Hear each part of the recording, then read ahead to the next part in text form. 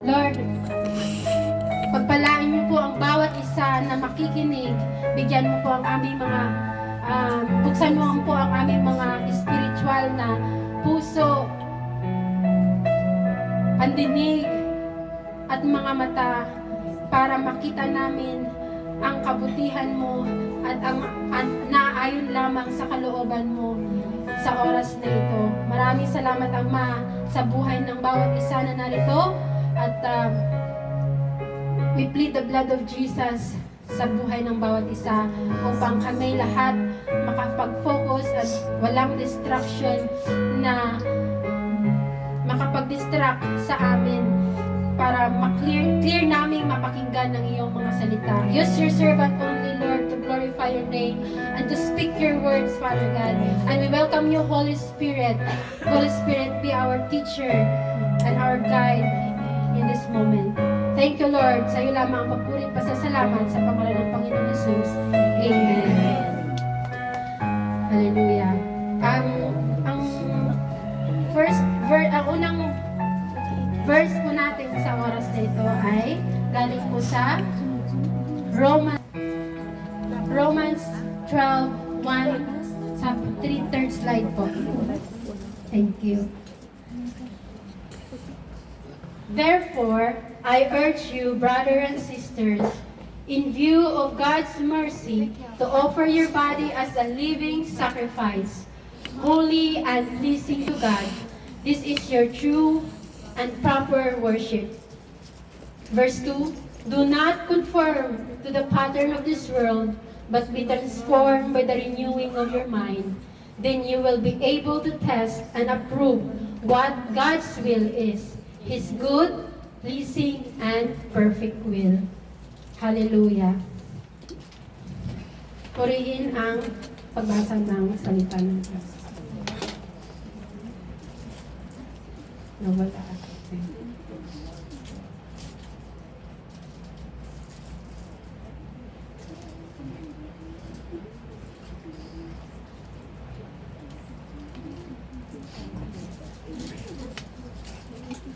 So, ang ating topic po sa araw na ito is worship as a weapon.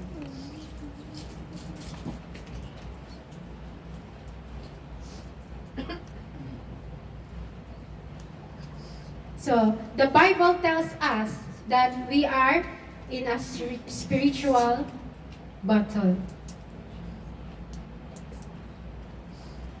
Amen? Amen. Kaya ito po ang topic natin ngayon. Ano po ang worship? Worship po sa Tagalog is pagsamba at pagtatanghal sa ating kaisa-isang Diyos ng buong puso at buo nating pagkatao. Amen?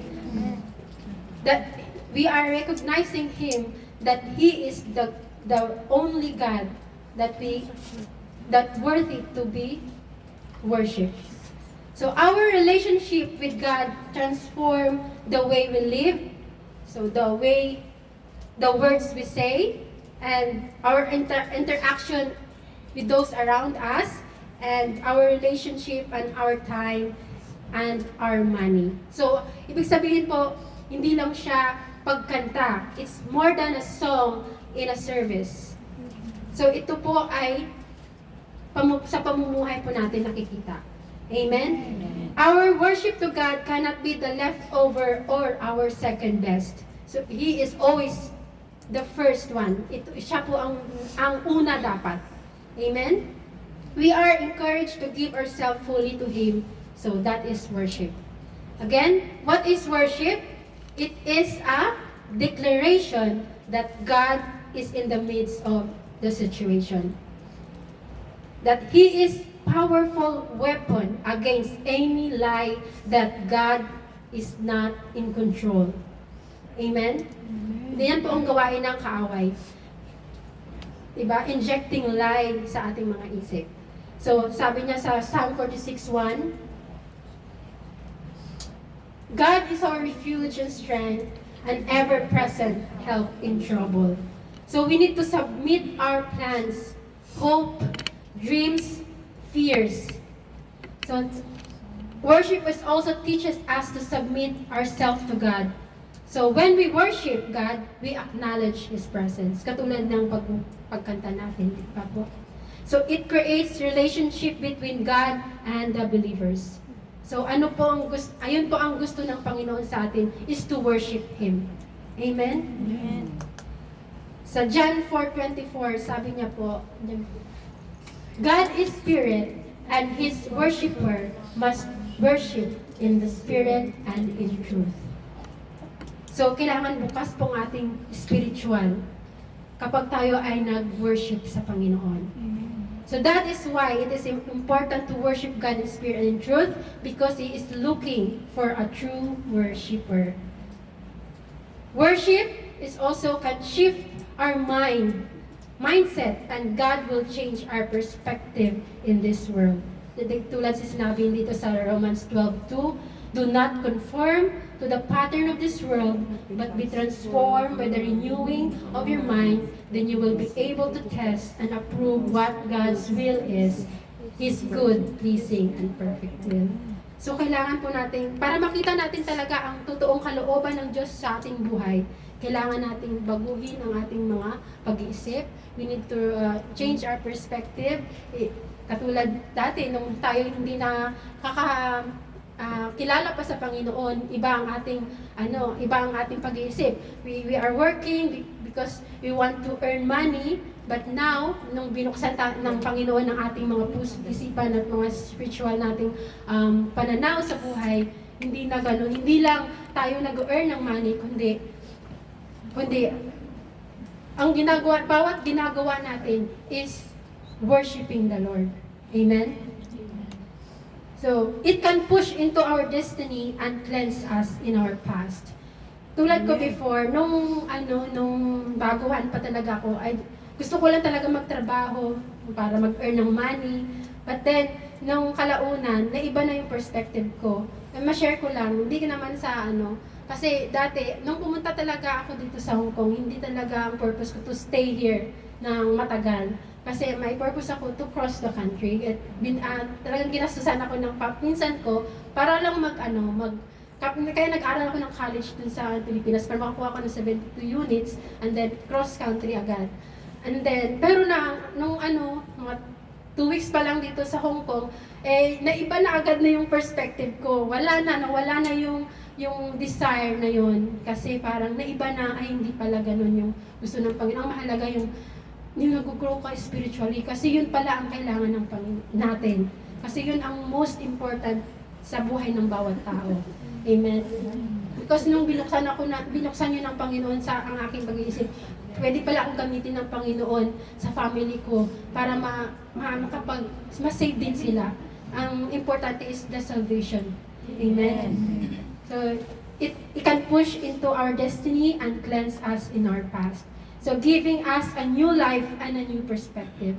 Worship heals wounds and break generational curses. Amen? Amen.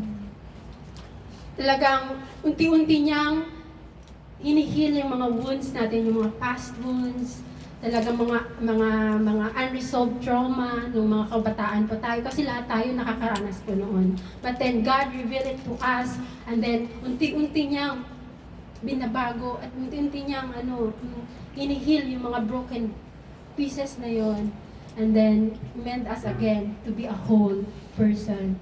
Amen? Worship can hears God and He can hears you. By how? How?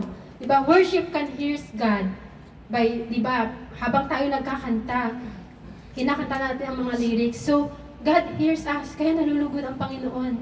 Kapag worship natin siya, talaga na in spirit and in truth, na wala tayong pakialam sa ating mga katabi, umiiyak tayo, umikbi. Talagang wala tayong pakialam kung luluhod man dyan or talagang tatalon. Ganun po. God hears us kapag kinakanta natin ng buong puso yun ng mga kanta. And He can hears you. Amen. Amen. So, again, sa topic natin, the worship as a weapon. So, the power of spiritual weapons. So the Bible tells us we're in a spiritual battle. We are called to be good soldier of Christ. Sa 2 Timothy 2:3, di ko yata nalagay ito dyan. Opo. So we are in a war between good and evil. So the enemy attacks different areas of our lives. Our health, our family, relationship sa ating mga kapatid, sa mga anak, sa asawa, sa mga magulang, amen, and faith. Yun po ang inaatake ng kaaway.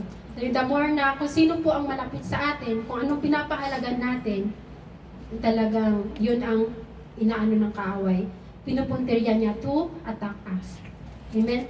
So there's more to what we are facing than what is natural. Nakikita natin. So the biblical word is scheme. So sa Ephesians 6:11, hindi ko rin yata nalagay. Sorry. Ibig sabihin po doon is to plot carefully. Nagpaplano pala ang kaaway sa atin. Amen? Kasi alam niya, he is studying our behavior. May pagka-psycho ang kaaway. Alam niya kung ano yung kahinaan natin. So doon niya tayo pupuntiryahin. So he is plotting. Kasi may galamay po ang kaaway natin. Hindi po dapat alam po natin at kilala din po natin ang ating kaaway kasi meron siyang mga kawal. Amen po ba? Meron po siyang ginagamit din na kanyang kawal to inspect us kung ano doon, saang area yun tayo kaka-atakihin. Amen? So it's crucial to be spiritual alert that we're aware of tactics of the enemy and suited for battle in the armor of God. So worship is a highly powerful and effective tool in bringing about a breakthrough and break down the works of the devil. So here are the three things the weapon of worship brings to our battle. Ito po, galing po ito sa mga Bible. Nagkaroon po sila ng victory through worshiping. Amen? So, first po, worship redirects our focus. So, ito nga, talagang, natutuon ang ating focus sa kung ano ang kalooban ng Diyos. Talagang inaalay niya ng maayos ang ating pananaw kung saan yung ikakabuti natin. Which is sabi niya, pleasing and good for His perfect will. Hallelujah. So, sometimes, kapag tayo nasa kagitna ng mga iba-ibang circumstances sa buhay, talagang ang isip natin is magulo at marami tayong iniisip. Talagang very, frustrated yung nararamdaman natin. Amen. But then, when we worship God, worship brings peace. Amen. And stillness in that storm. Amen. Hallelujah. Second po is worship makes the enemy scatter. Sa 2 Corinthians 20:18 to 23, Chronicles po pala. Sige po. Dito po ay next po. Okay. So Jehoshaphat bowed down with his face. Basahin po natin lahat. Jehoshaphat bowed down with his face to the ground, and all the people of Judah and Jerusalem fell down in worship before the Lord. Then some Levites from the Kohathites and Korahites stood up and praised the Lord, the God of Israel, with a very loud voice. Early in the morning, they left for the desert of Tekoa. As they set out, Jehoshaphat stood and said, "Listen to me, Judah and people of Jerusalem. Have faith in the Lord your God, and you will be upheld. Have faith in His prophets, and you will be successful." Next, meron pa ba next? After consulting the people, Jehoshaphat appointed men to sing the Lord and to praise Him for the splendor of His holiness as they went out at the hill of the army, saying, "Give thanks to the Lord, for His love endures forever." As they began to sing and praise, the Lord set ambushes against the men of Ammon and Moab and Mount Seir, who were invading Judah, and they were defeated. The Ammonites and Moabites rose up against the men from Mount Seir to destroy and annihilate them. After they finished slaughtering the men from Seir, they helped to destroy one another. Amen. Kaya yun po, habang nag-worship po ang mga kawan ni Jehoshaphat, nag-worship sila, kaya ang mga enemy, they scattered. Iba yung translation po. Po. Amen. So they won the battle because of worshiping the Lord. Amen?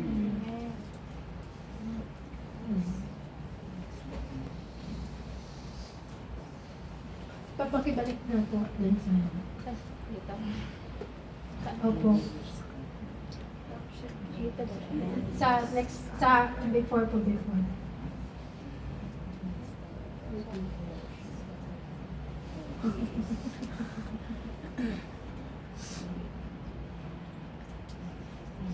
So as they began to sing and praise the Lord, set ambushes against the men of Ammon and Moab and Mount Seir, who were invading Judah, and they were defeated. The Ammonites and Moabites rose up against the men from Mount Seir to destroy and annihilate. Ibig sabihin yun, lahat pinapatay sila. Amen? After they finished slaughtering the men from Seir, they helped to destroy one another. Sila lang din ang nagpatayan. Amen?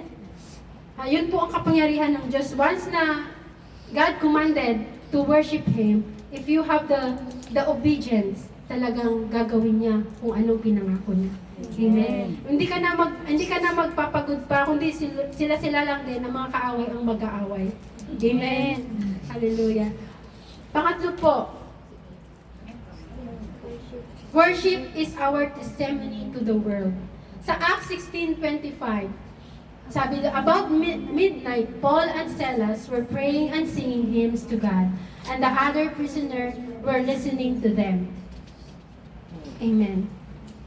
Ito po, ang story po dito is nabilang ko po si Paul at saka si Silas.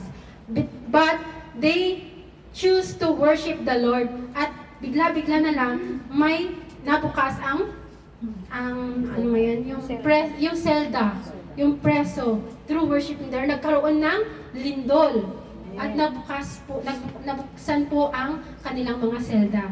At nangyari po nagulat ang mga gwardya at that time, kasi nga paano, 'di ba? Very spiritual, supernatural na nangyari po iyon. Hindi magagawa ng isang tao lamang ang para mabuksan ng kanilang selda. Ang nakakatawa doon at nakakalugod na malaman ay pati ang gwardya ay na-save din, naligtas din. Kasi naniwala sila sa Panginoon at nagkaroon sila ng pagkakataon para maihayag yung kabutihan ng Diyos at maligtas din sila. Hindi lang kung mga gwardya, pati din ang kanilang mga pamilya. Kung babasahin po natin sa Acts 16:20, ano yun mahaba-haba po yun. Acts 16, basahin po natin. Amen po ba? Powerful po ang ating Panginoon. Kaya kapag tayo nag-worship sa Panginoon, dapat alam natin kung sino ang wino-worship natin. Kasi mahirap mag-worship sa isang tao, sa isang Diyos, kapag hindi natin sila kilala. Hindi natin siya kilala. Kasi mahirap i-convince yung isip natin na bakit natin i-worship siya kung hindi natin talaga siya kilala. Amen? Sabi nga ng Panginoon, they worship me from their lips, but their hearts is away from me. Amen? Pero kaya kailangan talaga na nakilala natin ang ating Panginoon na wino-worship. Kundi ang Panginoon lamang na yun ay ang Panginoong Jesus, na siyang nagligtas sa atin at nagbigay ng buhay na walang hanggan, nagpapako sa krus para tayo tubusin sa lahat ng ating mga kasalanan. Amen? Dito nga, ay nag-ano ko yung kanina.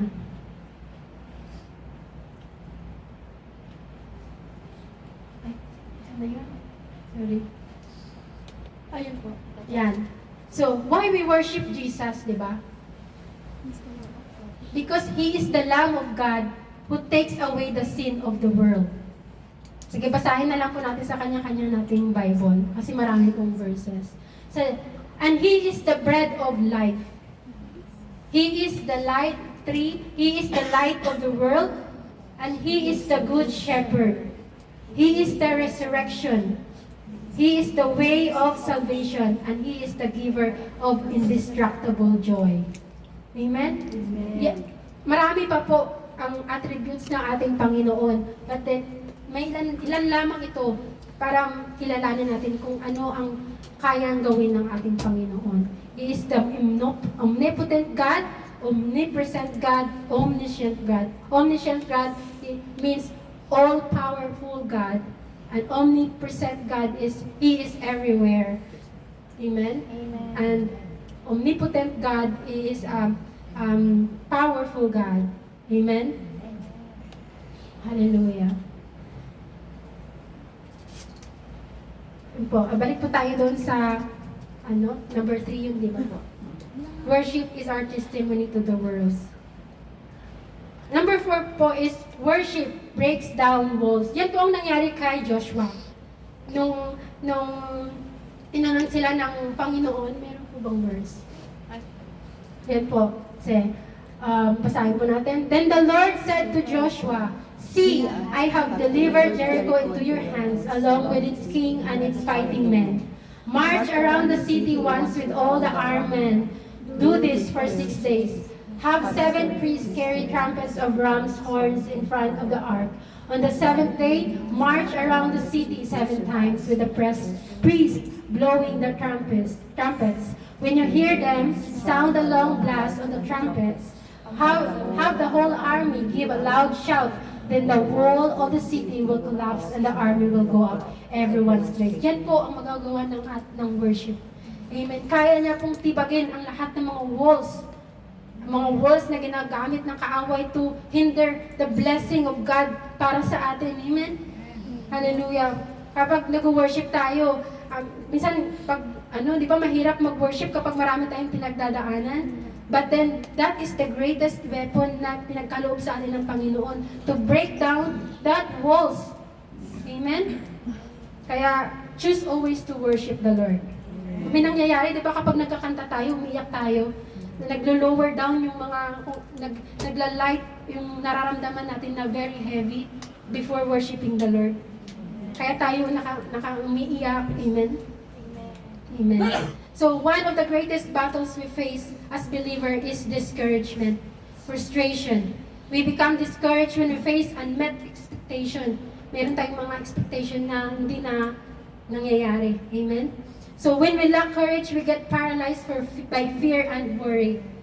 The result is a detour in our destiny. Minsan, yung gusto ng Panginoon, hindi na nangyayari dahil nadidetour natin, naiiba yung landas natin.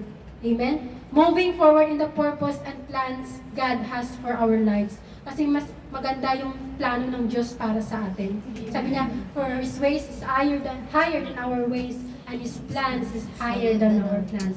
If we trust Him sa ating mga buhay, talaga ipapakita niya yun. Amen? Marami tayong nakita na mga tagasunod ng Panginoon talaga na maganda ang kanilang mga buhay. Kasi they choose to obey the Lord.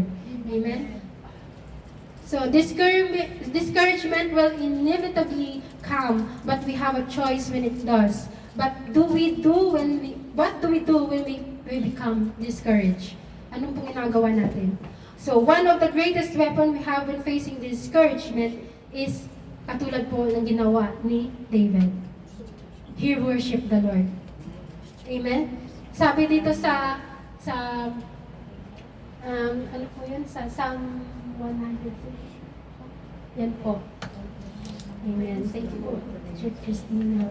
One of the psalmist wrote, sabi niya dito, "Praise the Lord, my soul.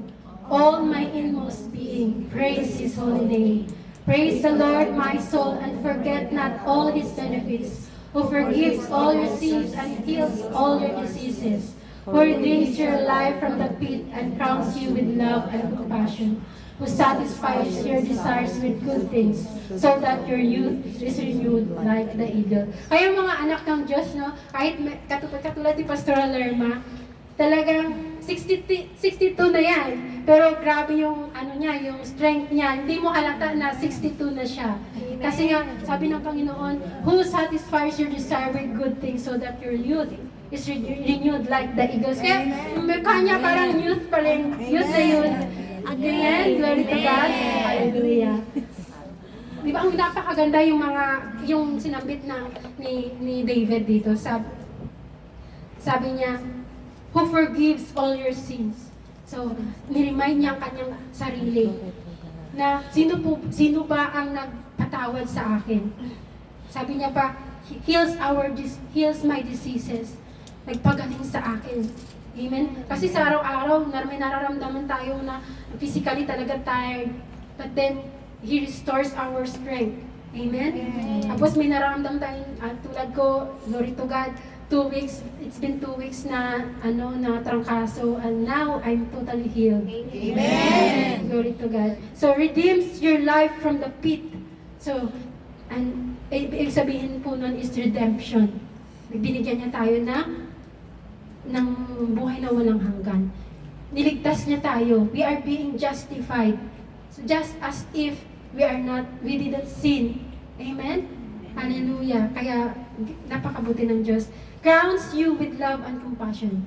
Amen. Ibig sabihin po nun, binigyan niya tayo ng purpose sa ating buhay. Binigyan niya tayo ng pagmamahal. Tinurunaan niya tayo ng pagmamahal at ng compassion.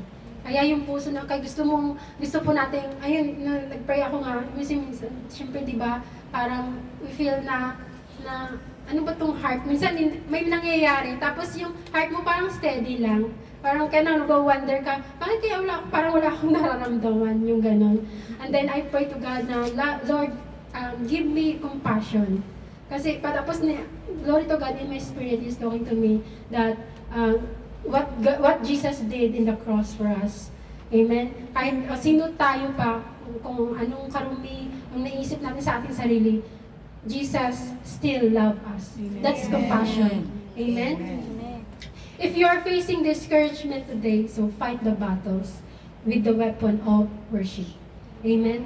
Praise God for what He has done and watch how your discouragement is turned into courage. Your fear is turned to faith and your anxiety is turned into peace. So when we worship, our focus moves from what is not happening to what God has already done. Amen. So, we can all agree that none of us can escape trouble. Sabi nga ni Jesus, di ba? Sabi niya dito, in this world, we will face many tribulation. But take heart, I already overcome the world. Amen? Pagpakawakan natin yun, talagang tatanggapin na natin acceptance that we really need to go through many circumstances in our lives. But then, pag tinuon natin ang ating isip sa Panginoon, take heart, I already overcome the world. So we only need to fix our eyes to Jesus. Amen? So if Jesus has already overcome the world, then how are we to fight in times of trouble? Amen? We simply worship Him. And then acknowledge tulad ng ginawa ni David, na nag-worship siya, pinaalala niya ang kanyang sarili kung gaano kabuti ang Panginoon. Amen? So, the posture of worship is surrender. Katulad ng ginawa ni Meshach, Shadrach, at Abednego. Amen? Si King Nebuchadnezzar asked them to worship the golden calf, yung idol na ginawa nila. But then they refused. Amen? Tinanggihan nila yon. Hindi nila sinunod. Kasi alam nila kung sino ang totoo at tunay na Diyos na dapat lamang sambahin. Amen? Talagang, anong ginawa nila? Kasi yung pugon po ba yun? Pugon, talagang 7 times parang tinainitan ni King Nebuchadnezzar. But then, wala silang takot, talagang pumasok sila doon sa pugon na iyon. Pero ano nangyari sa kanila? Hindi man lang naamoy siguro ng usok yung mga damit nila. Amen. Kaya yun po ang nangyari sa Panginoon. Naligtas po sila sa naglalagablag na pugon na iyon. Amen. Kaya ang Diyos po natin is powerful. Yun nga, omnipotent God. Amen. Tapos nakita nila na nakasama nila ang Panginoon. Kasi may nakita yung mga tao na bakit apat, itatlo lang naman ang nilagay nila doon sa pugon na yon.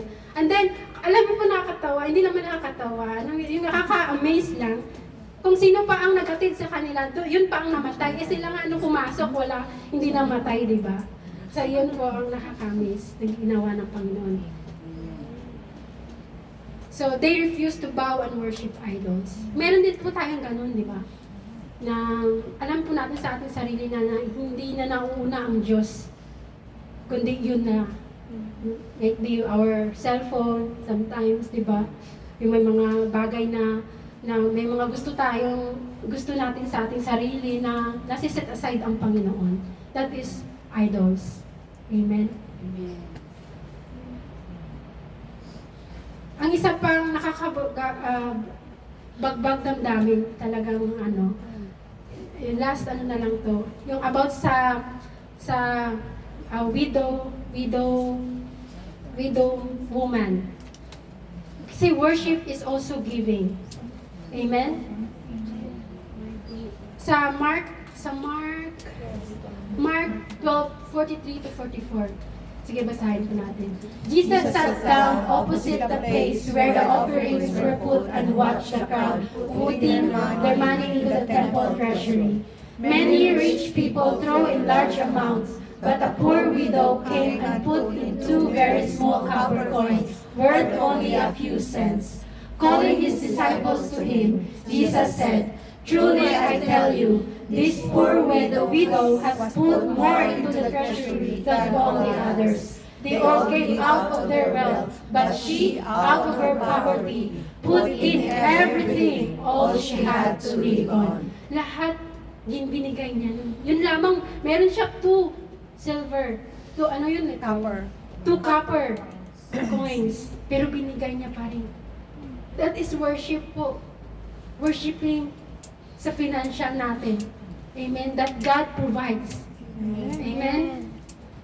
Yun lamang meron siya pero binigay niya. Hindi, sabi nga ni Jesus, "Truly I tell you, this poor widow has put more into the treasury than all the others."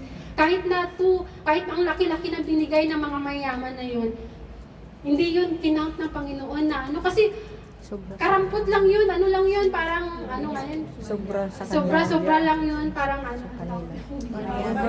barya-barya lang po yun para sa Panginoon. Pero itong poor widow woman, binigay niya lahat. Amen? So, ganun din po tayo mga anak ng Panginoon. We need to worship the Lord in our finances. Huwag po tayong manghinayang kung ano ang inuman sa atin ng Panginoon na ibigay para sa Kanya. Dahil po yun sa ikakalago din ng templo niya. We don't know, maraming mga kaluluwa ang naaabutan nun. At maraming mga kaluluwa ang napapatanggap para maligtas. Amen? Amen. Kaya, God is good. Amen. So, dito, akala ng widow na ito, walang nakakakita sa kanya. Hindi alam ng widow na yun na nagmamanman pala ang Panginoon. Kaya, sa ganitong situation, God sees us. Amen? Nakikita niya ang Panginoon ang ating mga sitwasyon. Amen? So, focus on the goodness of the Lord. Worship Him. And He will fight for us kung ano man mga pinagdadaanan natin. Amen? Amen? To live in His presence is to live in victory. So worship is our weapon. Amen. Yun lamang po. To God be all the glory.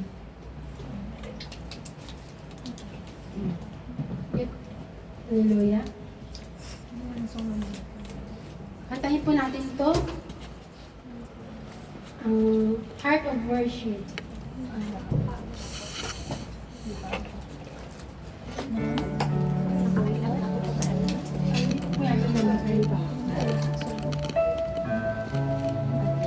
Let us stand and give the best worship to the Lord. Amen. Pwede po ba chorus agad po? Chorus agad.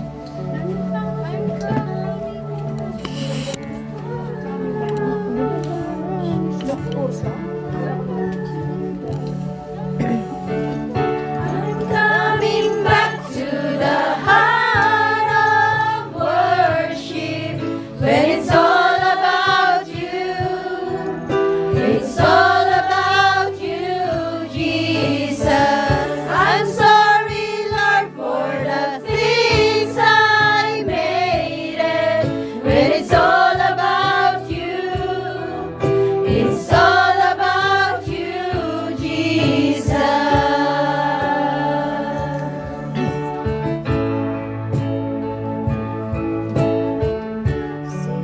When the music fades, all is stripped away, and it simply comes,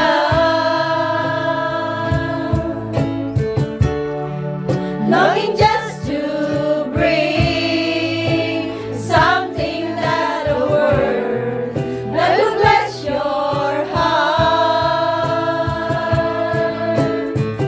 I bring you more than a song, for the song in itself is not what you have required.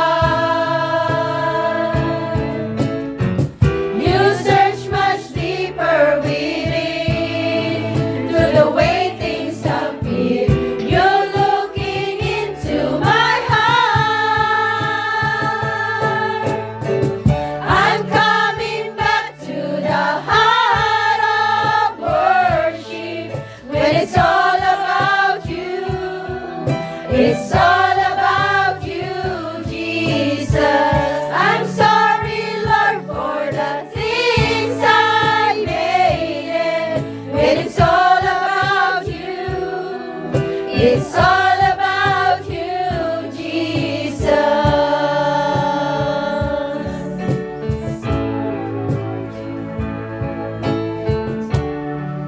In your endless word, no one could express how much you deserve. Though I'm weak and poor, all I have is yours, every single breath. I bring you more than a song, for the song in itself is not what you have required. You search much deeper within, through the way things appear. You're looking into my heart. I'm coming back to the heart of worship when it's all about you. It's all about you, Jesus. I'm sorry, Lord, for the things I made it. When it's all about you, it's all about you, Jesus. All about you, Jesus. All about you. Hallelujah. Heavenly Father, our omnipotent, omnipresent, omniscient God. Hallelujah, Lord. We worship, Lord. We worship you in spirit and in truth. Father God, we pray each one of us here na bigyan mo kami ng puso na magkaroon ng pagsamba sa iyo, sa katotohanan, Panginoon, at sa Espiritu at katotohanan, Lord God. Put again a desire in our heart, Lord, na magpuri sa iyo ng buong puso, Father God.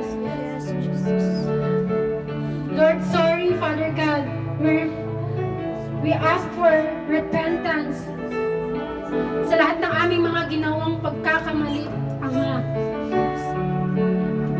Everyone ask forgiveness from the Lord at pagkaroon po tayo muli ng puso, the heart that is not flesh, but the heart that is comes from the Lord.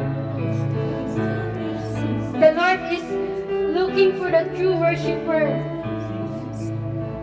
Hallelujah. The world is shaking today, nowadays.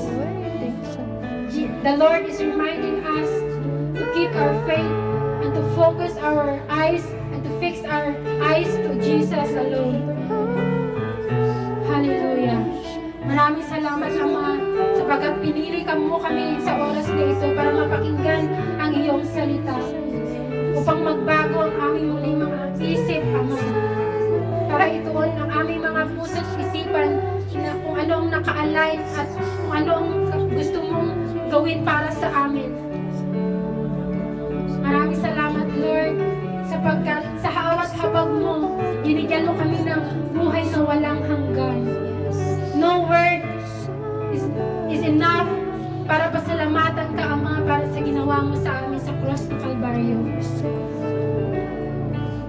And now, Lord, puspusin mo kami ng iyong banal na Espiritu. Anoint our lips, anoint our heart, Father God, to worship you whatever circumstances na aming pinagdadaanan. Sapagkat alam namin, there is victory in your presence. There is peace, there is joy. Hallelujah.